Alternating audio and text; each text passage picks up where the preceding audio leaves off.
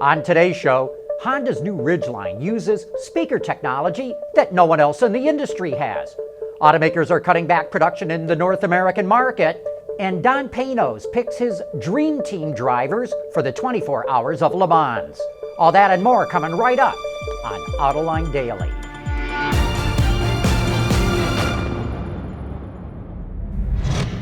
This is Autoline Daily for May 9th of 2016. U.S. car sales were up in April, but the numbers indicated the market is starting to slow down slightly. So automakers are starting to tap the brakes on their assembly lines. Planned production from April through June will be about 4.7 million units. That's 1% higher than last year, but it's about 60,000 fewer units than what they planned to build before. According to Ward's, car makers averaged a 70-day supply in April, but FCA had 84 days supply and Ford had 89. Last week, Takata was ordered to expand its airbag recall in the U.S. by another 35 to 40 million, and now Bloomberg reports the total number could reach close to 120 million worldwide. As you'd expect, this is having a huge impact on the company. Takata's market value has plunged nearly 80% in the last year, and the company said it will probably report a second consecutive annual loss of about $121 million. Here's my Autoline insight. It's hard to see how Takata is going to survive this disaster. Automakers are running away from the company, and it is going to be spending all of its efforts making replacement airbags for free instead of selling new ones. Honda's new Ridgeline could blow the mid-size pickup segment wide open, and that is coming up next. Autoline Daily is brought to you by Bridgestone Tires, your journey, our passion. Dow Automotive Systems, advanced materials that deliver better results. And by Lear, a global leader in automotive seating and electrical systems. Honda is getting back into the pickup segment. This time, it's doing it with a truck that could really do some damage in the marketplace. The all-new mid-size Ridgeline is much quieter and rides far more smoothly than other pickups.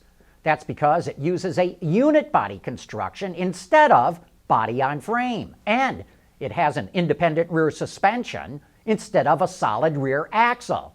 No, it's not quite as capable as the Toyota Tacoma or Chevrolet Colorado, but it can haul a 1,500-pound payload or tow a 5,000-pound trailer. Inside, it's roomier, again thanks to its unit body construction. There are a lot of clever features on this truck, but we want to highlight one that no one else in the industry has. Honda has essentially turned the entire pickup bed of the new Ridgeline into one giant audio speaker. Honda attaches speaker magnets around the inside of the bed liner that are hooked up to the audio system. When those magnets vibrate, they cause the bed liner to vibrate and act like a speaker. But there are no actual speakers in the bed, so you don't have to worry about them getting damaged by weather or whatever you happen to be dumping into the bed of the truck. So if you're working outdoors with your truck, you can be listening to your favorite music or the game or whatever. The Honda Ridgeline is going to appeal to a lot of people who would otherwise never consider a pickup, and that could really broaden the segment. And I think it'll cause other automakers to seriously consider making mid-size pickups using unit body construction. In fact, Hyundai is already looking into it for its Santa Cruz. This weekend's 6-hour WEC race at Spa was the last competitive race for the Ford GT before the 24 Hours of Le Mans. And it didn't really end very well for one of the cars. Two of the GTs were running in third and fourth place when the number 66 car entered the famous Eau Rouge turn flat out and lost it, possibly to a blown tire, and it crashed really heavily. Luckily, no one was hurt, and the other car made it to the podium with a second-place finish. In fact, it's really impressive what the Chip Ganassi team has been able to do in a limited number of races, and they're really looking forward to Le Mans. And speaking of Le Mans, coming up next, Don Panoz names the drivers he would pick for his dream team for the 24 hours. For the people at Dow, racing is a sport and a science.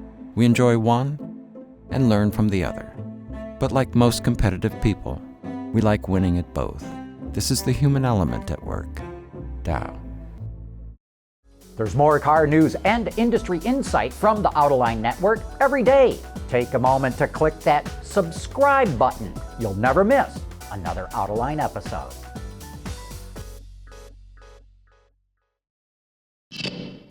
Don Panoz loves the 24 Hours of Le Mans. He has a long history of entering cars there, crowned by a GT2 class win in 2006. He will not enter a car this year, but plans to go back again. And on Autoline After Hours last week, he named his dream team of drivers that he'd love to sign up.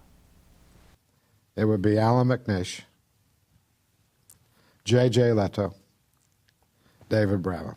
No kidding. Alan McNish, because if he's a lap down and it's coming into the race, he's going to win.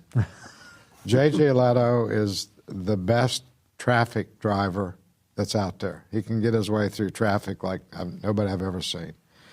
And David Brabham, because he has 90% of all those qualities, but he's cerebral and he knows how to set up a car. So that would be my pick for Le Mans drivers team. Only one of those was my driver, by the way, but the others drove for other people. You can watch that entire episode with Don Panoz right now on our website, and you can find it on our YouTube channel. Be sure to subscribe to it as well. But anyway, that wraps up today's show. Thanks for watching, and please join us again tomorrow.